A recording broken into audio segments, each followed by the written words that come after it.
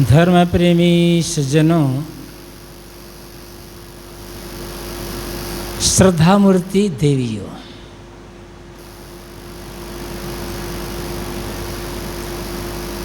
विगत 4 दिनों से आज 5वां दिन है।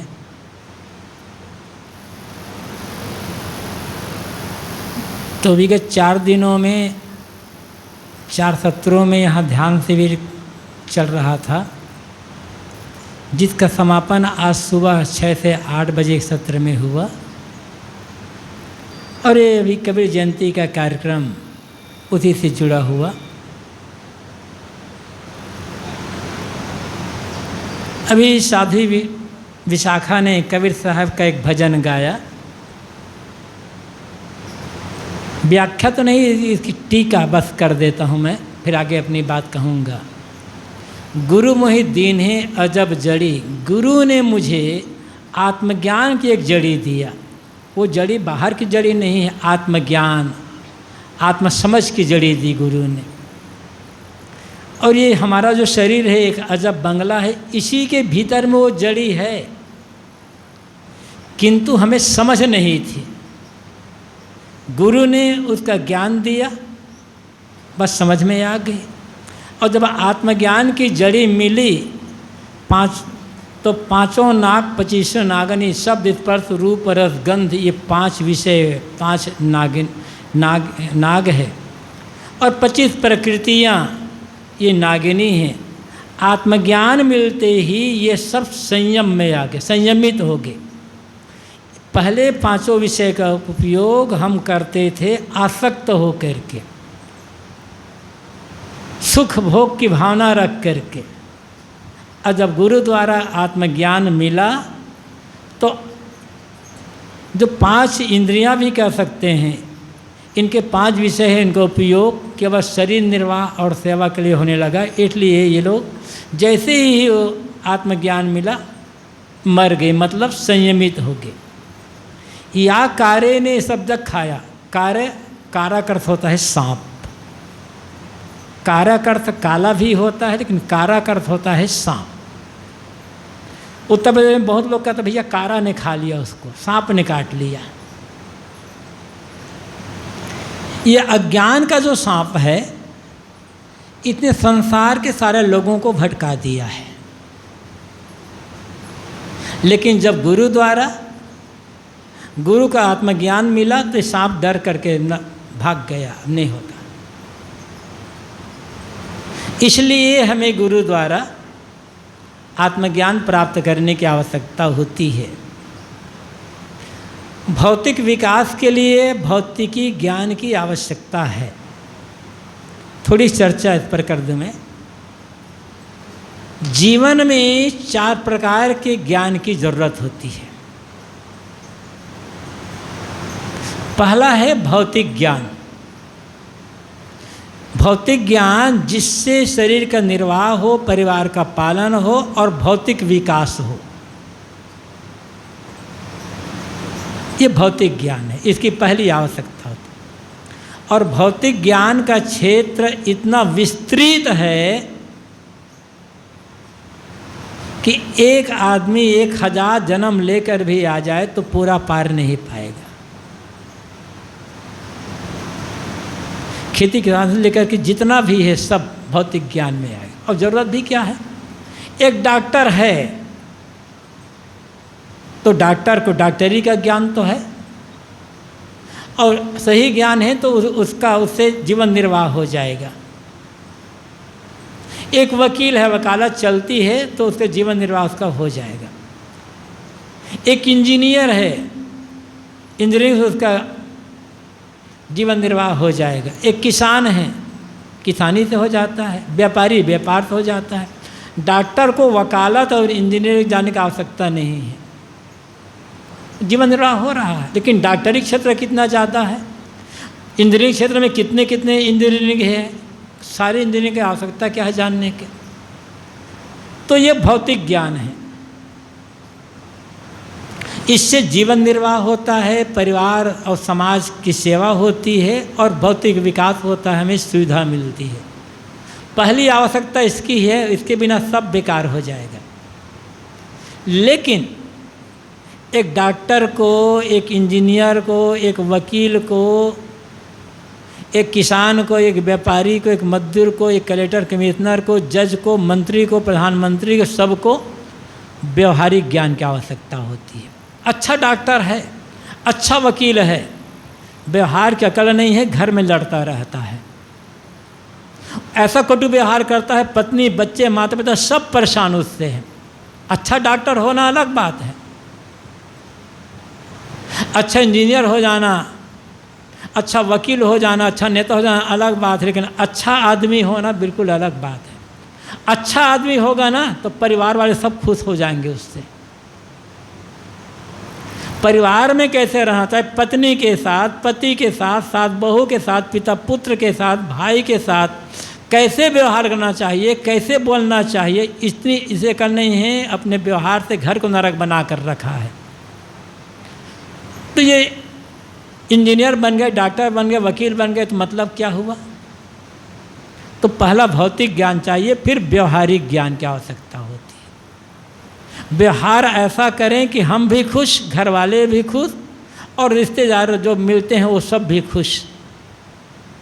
व्यवहारिक ज्ञान की आवश्यकता होती है। इसके बाद में आदमी पैसा कमाना जानता है, व्यवहार भी बड़ा मधुर है, किंतु चारित्रिक ज्ञान, चरित्र में गड़बड़ी है, तो फिर न पैसा काम आएगा न व्यवहार काम आएगा। तब तो फिर आदमी बचना चाहेगा उससे। किस आचरण से चलना चाहिए, कैसा चरित्र होना चाहिए, इसका ज्ञान नहीं है तो पैसा क्या करेगा भाई? ये भी सब बढ़िया है, चलो चरित्र भी बढ़िया है। अब आत्मिक ज्ञान, अंतिम ज्ञान, अपने आत्मा की समझ नहीं है कि मैं कौन हूँ, मुझे दुख क्यों होता है, कहाँ से आया, कैसे होगा, इसका ही ज्ञान नहीं है, तो भी जीवन अधूरा है।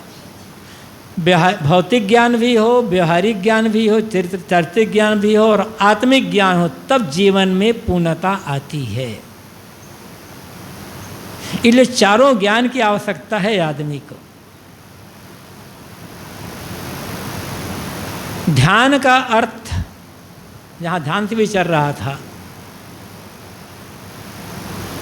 आदमी को ध्यान की आवश्यकता क्यों है? स्वयं को समझने के लिए।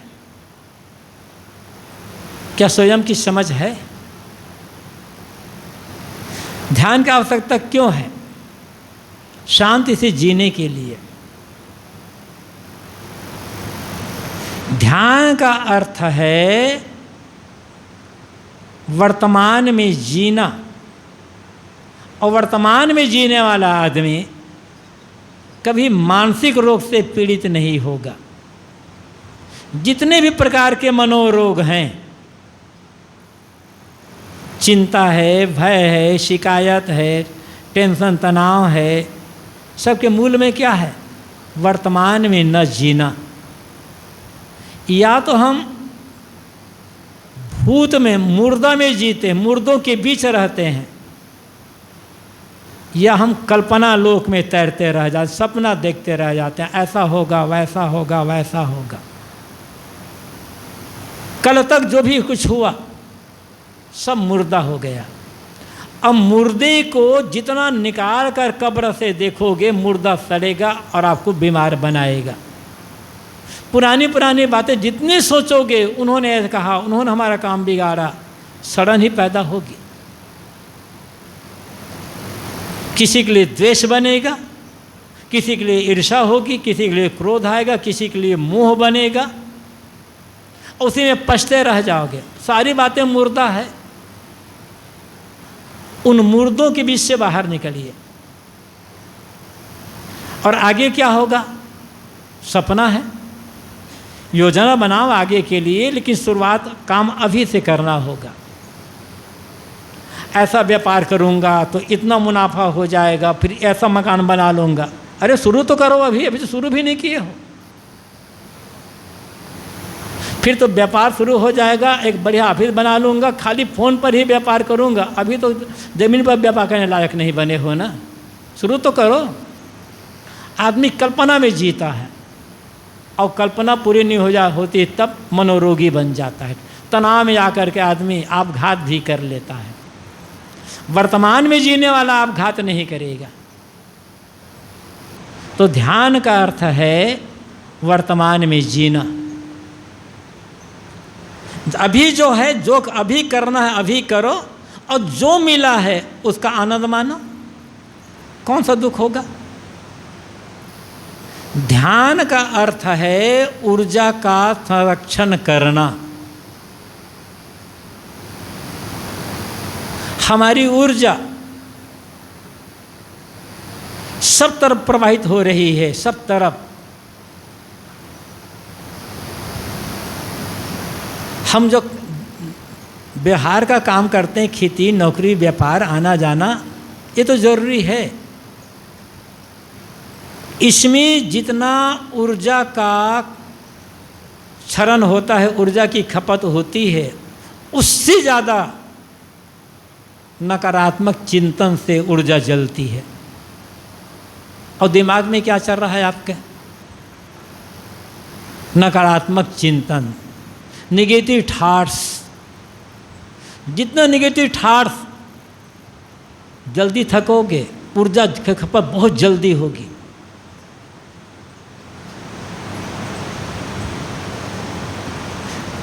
ध्यान जब कुछ नहीं सोचे,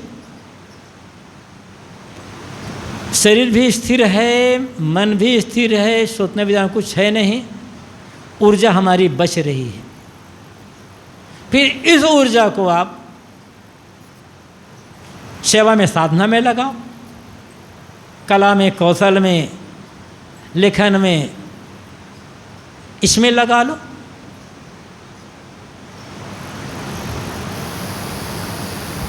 आप रास्ता चल रहे हो, चलो ठीक है।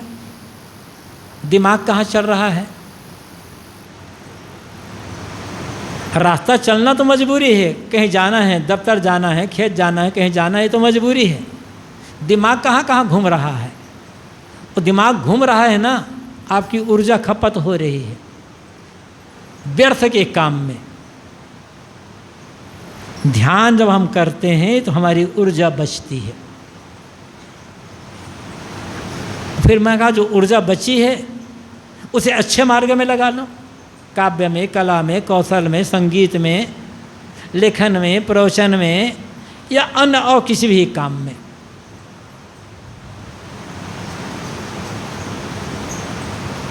तो ध्यान की आवश्यकता इसलिए होती है, चाहे वो साधु हो, चाहे गृहस्थ, स्त्री हो या पुरुष, सबको समय निकाल करके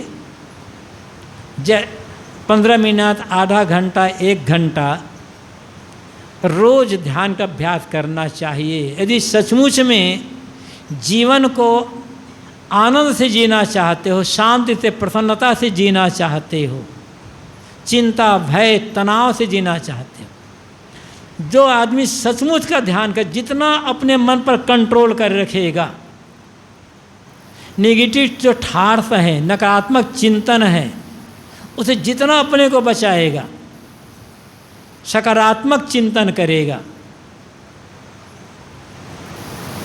मनोरोग से बचेगा। और मनोरोग से जब बच जाएगा तो शरीर के रोग से भी बचेगा।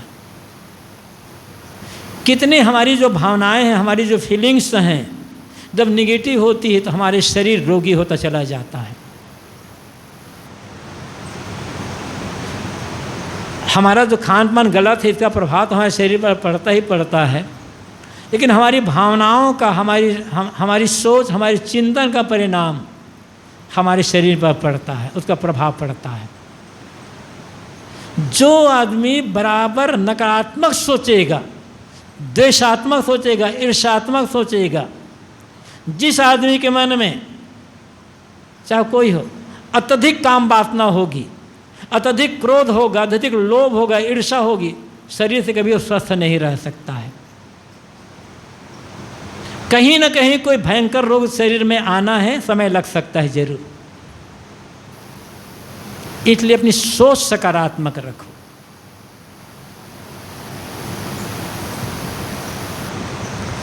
दो चीजें प्रकृति ने हमें प्रदान की है, और वह केवल हमारे पास है, मनुष्यों के पास है, जानवरों के पास नहीं है। एक बोलने की शक्ति और एक सोचने की शक्ति। ये बोलने और सोचने की शक्ति ना होती तो आदमी आदमी ना होता, फिर तो आदमी भी जानवर होता। वाक शक्ति और मनन शक्ति, इन्हीं दोनों के कारण से आदमी आदमी है, और इन्हीं दोनों के कारण से आज आदमी भौतिक क्षेत्र में इतना विकास किया, आध्यात्मिक क्षेत्र में भी विकास किया है। दुर्भाग्य यह है, प्रकृति की ओर से हमें ये जो दो अद्भुत शक्तियाँ मिली हुई है, इनका हम प्रायः दुरुपयोग ही करते हैं। गलत बोलते हैं, गलत सोचते हैं, दुरुपयोग ही तो हुआ। यदि अपनी बोलने का उसका सुधार कर लें, सोच करके विचार करके बोलें और सोचने पर सुधार कर लें तो क्या होगा? यदि बोलने पर सुधार कर लें, जो बोलें उचित बोलें, समय देख करके बोलें, सोच विचार कर बोलें, जितना आवश्यक है उतना बोलें, यदि हम सोच करके बोलेंगे तो आपसी रिश्तों में गिरावट नहीं आएगी। परिवार में जो गिरावट है आपसी रिश्तों में, उसका बहुत कुछ कारण वाणी का असंयम है।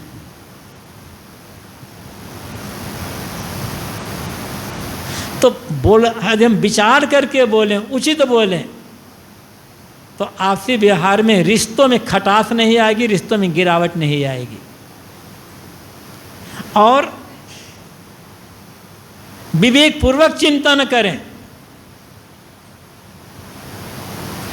सकारात्मक चिंतन करें, तो जीवन में गिरावट नहीं आएगी।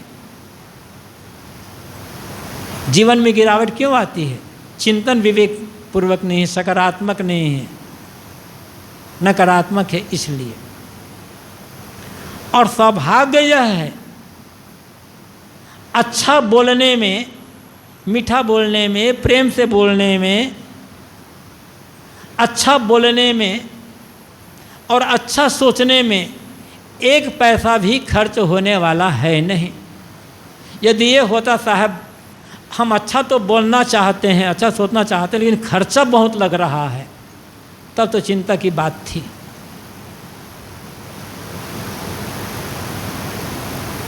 और अच्छा बोलने, अच्छा सोचने में कोई खर्चा नहीं है, फिर भी न हम अच्छा बोल पा रहे हैं, न अच्छा सोच पा रहे हैं। यही दुर्भाग्य है। ज्ञान हमें ये बता, सत्संग की आवश्यकता इसीलिए होती है कि जो हमें शक्तियाँ मिली हुई है, उन शक्तियों का हम सही दिशा में कैसे उपयोग करें, दिशा निर्देश मिलता है। आए अब थोड़ी कबीर साहब की वाणी पर। कबीर साहब का संदेश क्या है?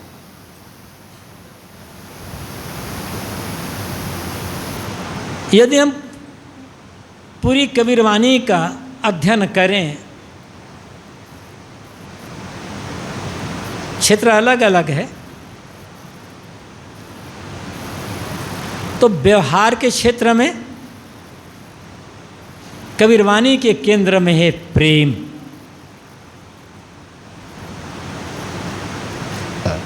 और अध्यात्म के क्षेत्र में अपना आपा, आत्मस्तित्व।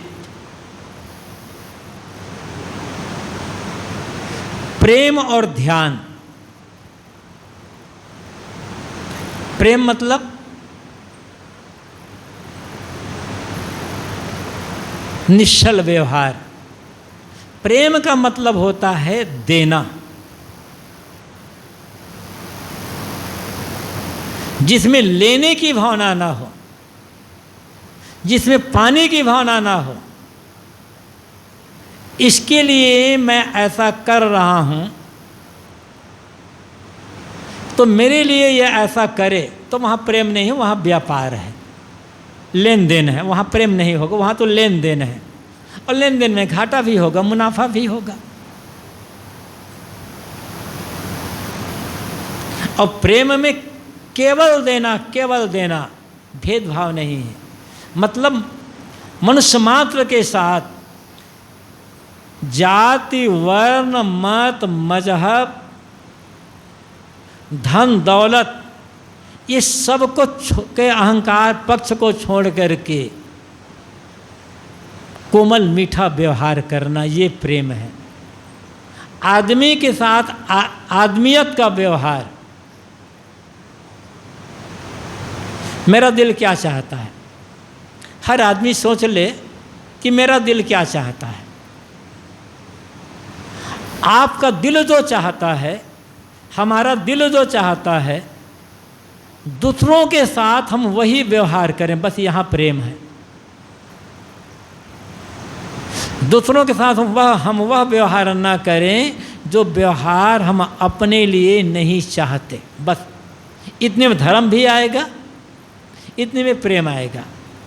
बाकी धर्म की बात तो ऊंची ऊंची धर्म की बात है। इतना धर्म है, इतना धर्म, इतना धर्म है कि हद। ये झूठा धर्म। ये मंदिर मस्जिद का धर्म काम नहीं आएगा, याद रखना। जीवन का धर्म काम आएगा। और सच तो यह है कि मंदिर, मस्जिद, गिरजा, गुरुद्वारा, मठ, आश्रम में धर्म है ही नहीं।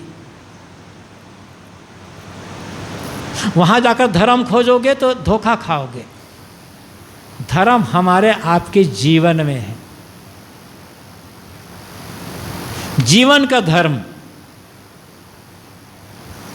और जो जीवन का धर्म है वही मनुष्यता का धर्म है।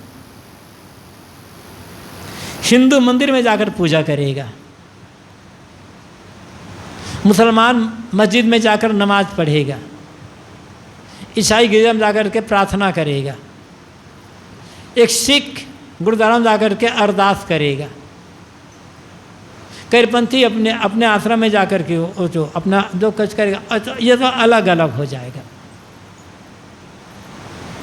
हिंदू मस्जिद में नहीं जाएगा, मुसलमान गिरजा में नहीं जाएगा, ईसाई मस्जिद में नहीं, मंदिर में नहीं जाएगा, सिख यहाँ नहीं जाएंगे। यहाँ तो बंटवारा हो गया। तो ये तो कर्म कांड है, मान्यता है, विश्वास है।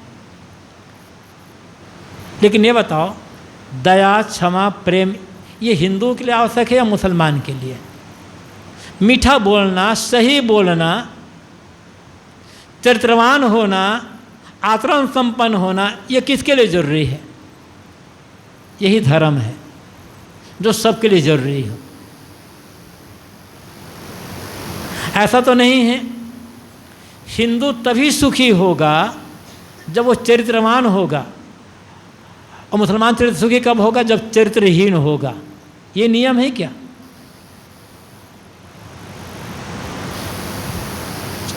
चरित्र की आवश्यकता, ईमानदारी की आवश्यकता, प्रेम, दया, क्षमा की आवश्यकता, अहिंसा का आवश्यकता किसके लिए है?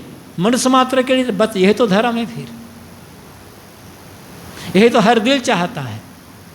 और जहाँ धर्म होगा वहाँ प्रेम अपने आप आ जाएगा। किसी के दिल को दुखाना अपने स्वार्थ के लिए अधर्म है। और जहाँ दुखाए वहाँ प्रेम गायब हो गया। जिसके मन में प्रेम होगा वो किसी के दिल को दुखाएगा जाएगा। और दुखाया मतलब प्रेम भी गायब, और दुखाया मतलब धर्म भी गायब। सार संदेश इसका देते हैं कबीर साहब, जो पूरी मानवता के लिए आवश्यक है उसका संदेश देते हैं। इसलिए उनकी साखी याद होगी आप लोगों को। पोथी पढ़ पढ़ जगमुआ, पंडित भया न कोय, ढाई आखर प्रेम का पढ़े तो पंडित होए। विश्व प्रसिद्ध साखी है, सबको याद होगी।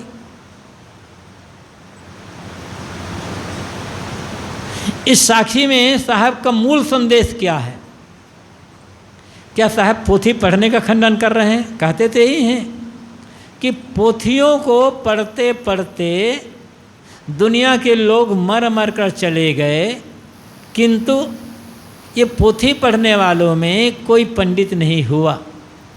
तो क्या साहब पोथी पढ़ने का खंडन कर रहे हैं? खंडन नहीं कर रहे हैं। पोथी पढ़ने के लिए मना नहीं कर रहे हैं, जितना चाहिए उतने पोथी पढ़िए, लेकिन मनुष्यों के लिए मन में घृणा यदि है तो पोथी पढ़ना बेकार हुआ। साहब का जोर प्रेम पर है। जीवन में प्रेम उत्पन्न नहीं हुआ। मनुष्यों के लिए, छोटी जाति को लेकर, बड़ी जाति को लेकर, पैसे को लेकर, पद को लेकर, मत मजहब को लेकर के राग द्वेष है, घृणा है, बैर है, विरोध है, तो पोथी पढ़ने का अर्थ क्या हुआ फिर? क्यों पोथी पढ़ रहे हो?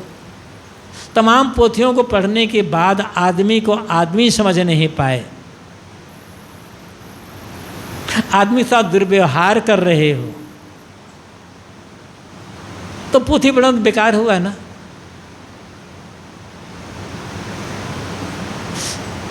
कम से कम आदमी को आदमी समझ करके आदमियत का तो व्यवहार करो। जानबूझकर किसी को तकलीफ मत दो, किसी का आर्थिक शारीरिक शोषण मत करो, सामाजिक शोषण मत करो, किसी के रास्ते में रोड़े न अटकाओ। इतना भी यदि नहीं कर सके तो कैसे कह सकते हैं कि आप भगत हैं, आप धार्मिक, आप पुजारी हैं? जो आप भक्ति करते हो, पूजा करते हो, और भक्ति पूजा करते हुए भी आदमी को आदमी नहीं मान पाते, तो आपकी भक्ति झूठी, आपकी पूजा झूठी, आपका धर्म झूठा और आपका भगवान झूठा।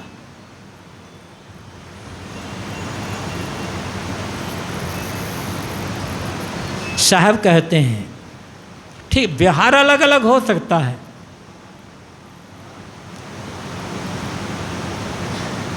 एक जैसा व्यवहार नहीं होगा, लेकिन किसी आदमी के लिए चाहे धन को लेकर हो, चाहे मत मजहब लेकर हो, जात को लेकर, घृणा ना हो मन में, द्वेष ना हो मन में, बैर विरोध ना हो मन में, प्रेम का भाव हो।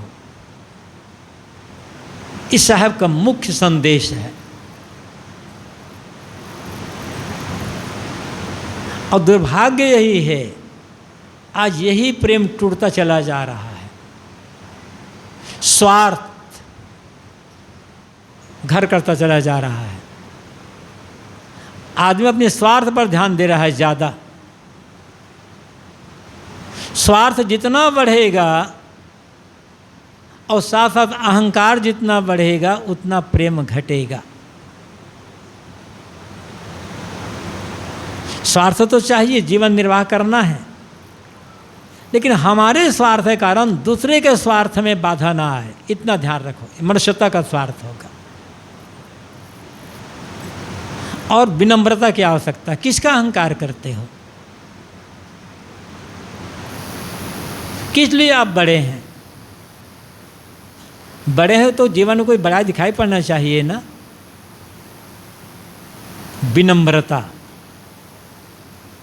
जो सच्चा धार्मिक होगा वो विनम्र होगा। जो सच्चा भगत होगा, सच्चा पुजारी होगा, वो विनम्र ही होगा। अहंकार नहीं होगा उसके मन में। और अहंकार है मतलब भक्ति झूठी, पूजा झूठी, धर्म भी दिखावा। इसलिए साहब कहते हैं प्रेम का पाठ करो। प्रेम में अहंकार नहीं होगा, प्रेम में स्वार्थ नहीं होगा, प्रेम में दुर्व्यवहार नहीं होगा। और जहाँ किसी के साथ कोई दुर्व्यवहार नहीं है, सहज आदमी विनम्रतापूर्वक अपना काम कर रहा है, तो भक्ति भी आ जाएगी, पूजा भी आ जाएगी, धर्म भी आ जाएगा। एक प्रेम को साधने पर, एक प्रेम का व्यवहार कर लेने पर भक्ति, धर्म, पूजा सब जीवन में अपने आप उतरते चले जाएंगे। और मानव मात्र नहीं, प्राणी मात्र के लिए द्वेष, कटुता, ईर्ष्या, घृणा का जो भाव है, उस भाव का त्याग। कौन पराया है? सभी तो अपने हैं। इसलिए सदगुरु कबीर कहते हैं प्रेम का पाठ करो। व्यवहार में जितना प्रेम होगा उतना ही हमारा पारिवारिक जीवन, सामाजिक जीवन स्वर्गमय हो जाएगा। हमारे गुरुदेव जी का एक सुरत ही है, प्रेम में स्वर्ग है और अनासक्ति में मोक्ष है। प्रेम दो किंतु अनासक्त हो जाओ, चाहना छोड़ दो। चाहना दुख देती है।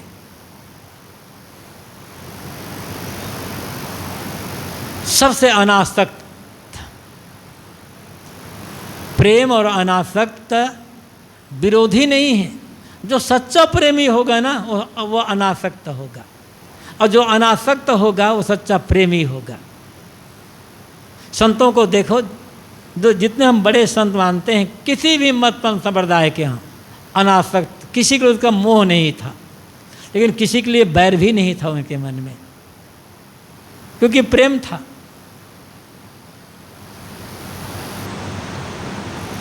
आजकल में दुनिया छोड़कर जाना होगा, सबको जाना है, हमें भी जाना है। अचानक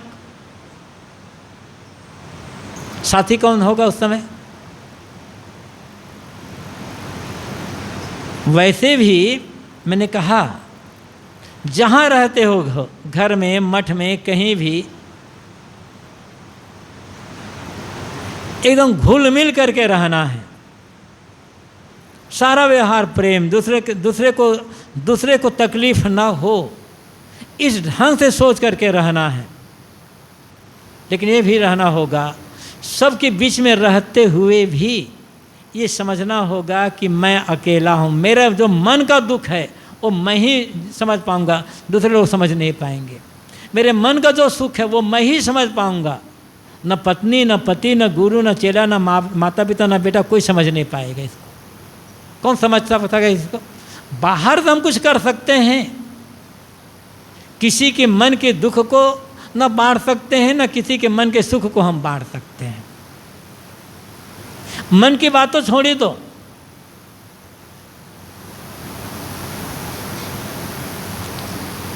हम तन के दुख को भी नहीं बांट सकते हैं।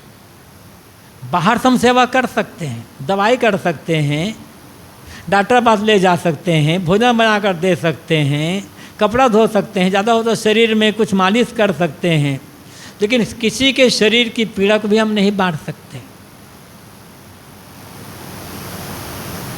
कितना निकट से निकट हो, व्यवहारिक क्षेत्र में पति और पत्नी, पिता पुत्र, माँ बेटा का जो संबंध है, अत्यंत निकट का संबंध होता है। पति और पत्नी सबसे निकट संबंध गृहस्थी जीवन में, अर्धांग अर्धांगिनी कहते हैं, और दोनों के सहयोग से गृहस्थी की गाड़ी चलती है। पत्नी रोगी हो गई, पति रोगी हो गया, तो क्या करोगे? दवाई कर सकते हो। क्या किसी पति में ये ताकत है, या पति स्थिति में है कि पत्नी के आधार को अपने शरीर में ले ले? ऐसा संभव है क्या? या पति जिसके लिए पत्नी माता पिता छोड़ करके आई है वो, क्या कोई पत्नी अपने पति के शरीर के रोग को आधा लेगी अपने में? अर्धांग अर्धांगिनी है ना, दोनों बांट लें आधा आधा रोग को। है संभव? अकेले अकेले हैं कि नहीं? फिर साथ में रहते भी अकेले अकेले हैं। जब शरीर के रोग को नहीं बांट सकते तो मन के रोग को कैसे बांटेंगे हम? तो सेवा तो करना है, प्रेम देना है, किंतु ये समझना होगा कि मैं अकेला हूँ। हकीकत है ये। अकेले जाना होगा, अकेले आए, अकेले जाना होगा, अकेले हमारा सुख दुख है। इसलिए कहा गया, जीवन को ऐसा जियो कि लगे सब मेरे हैं भी सब हमारे हैं, सब तेरे तू सबन का। ऐसा व्यवहार रखें कि लगे सब मेरे हैं, ऐसा जीवन जियो, किंतु सोचो कि मैं अकेला हूँ, कोई मेरा नहीं है। दोनों बात है जीवन में। बाहर सब हमारे हैं और भीतर कोई हमारा नहीं है, हम अकेले हैं। बाहर सब हमारे हैं, इस भाव को रख करके काम करेंगे तो व्यवहार इतना सुंदर होगा, सेवा इतनी बढ़िया बनेगी, घर में आनंद धारा बहे, घर ही स्वर्ग बन जाएगा। हर आदमी हर समय स्वर्ग का अनुभव कर सकता है। और भीतर जब ये समझोगे कोई मेरा नहीं है, जीते जी मुक्त हो जाओगे। स्वर्ग भी मिल जाएगा जीते जी, सब मेरे हैं, इसमें स्वर्ग है, कोई मेरा नहीं है, इसमें मुक्ति है। और दोनों काम करना होगा इसी जीवन में, इसलिए दोनों को हमें समझना होगा। एकांगी जीवन से काम नहीं चलेगा। जीवन की पूर्णता तभी होगी जब प्रेम भी होगा, अनासक्ति भी होगी, भौतिक विकास भी होगा और आत्मिक विकास भी होगा। इसलिए व्यवहार के लिए आपस में सुख से जीने के लिए प्रेम की आवश्यकता है। और जितना प्रेम दोगे, प्रेम का व्यवहार करोगे, और प्रेम व्यवहार करते हुए जितना अनासक्त रहोगे, उतना आपका ध्यान बढ़िया बनेगा। प्रेम और ध्यान एक ही सिक्के के दो पहलू हैं। प्रेम दूसरों के लिए, ध्यान अपने लिए। जितना प्रेम बढ़ता जाएगा, बाहर उतना आनंद होता है, और जितना ध्यान में मन डूबता जाएगा, उतने जीवन में मुक्ति कर हम बढ़ते चले जाएंगे। ये कबीर साहब का संदेश है, और कबीर साहब नहीं, यही सभी संत गुरुजनों का संदेश है। इसलिए जहाँ भी रहें, घर में रहें, मठ में रहें, कहीं भी रहें, अपना गंदा स्वार्थ छोड़कर, मन का जो छल कपट है, छल कपट होकर, निस्वार्थ होकर, निश्चल होकर, निष्कपट होकर और विनम्र होकर के व्यवहार करो। और अंत में समझो कि अकेला आया हूँ, अकेला जाऊँगा। किसी पर भी अधिकार मत मानो। कर्तव्य पूरा पालन कर, जो भी कर्तव्य है, आप माता पिता हैं, बेटा है, बहू हैं, पति हैं, पत्नी हैं, गुरु हैं, शिष्य हैं, भाई हैं, जो भी हैं, जिनके लिए भी हैं, सबके लिए कर्तव्य पूरा करो। अधिकार किसी पर मत मानो। यदि हम कर्तव्य पूरा कर रहे हैं, स्वर्ग हो जाएगा। अधिकार नहीं मान रहे हैं, मुक्ति मिल जाएगी। लेकिन दुर्भाग्य क्या है, अधिकार सब पर, कर्तव्य नहीं करना है हमको। गड़बड़ी तो ही हो रही है ना। आज हर आदमी की दृष्टि अधिकार पर है।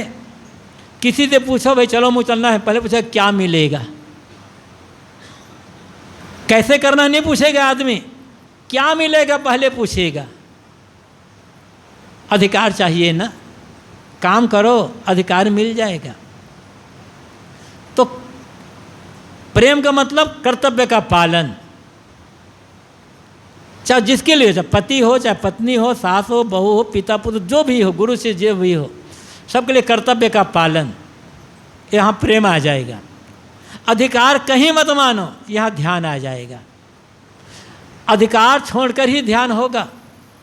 जहाँ अधिकार माने ध्यान खत्म, जहाँ अधिकार माने मुक्ति चली जाएगी बाहर। तो दोनों जीने के लिए प्रेम चाहिए और ध्यान चाहिए। प्रेम में कर्तव्य है, ध्यान में अधिकार की भावना छोड़ देना, अनासक्ति है। ये सदगुरु कबीर का संदेश बहुत है संदेश, लेकिन हम दोनों को उतार लें ना, तो हमारा जीवन कृतार्थ हो जाएगा। प्रेम, स्वर्ग और मुक्ति दोनों का अनुभव हम इसी जीवन में कर सकेंगे। बस समझना है, जीना है, और इसी के लिए सत्संग ध्यान की आवश्यकता होती है। सभी को बहुत बहुत धन्यवाद। अपनी वाणी को यहीं पर विराम।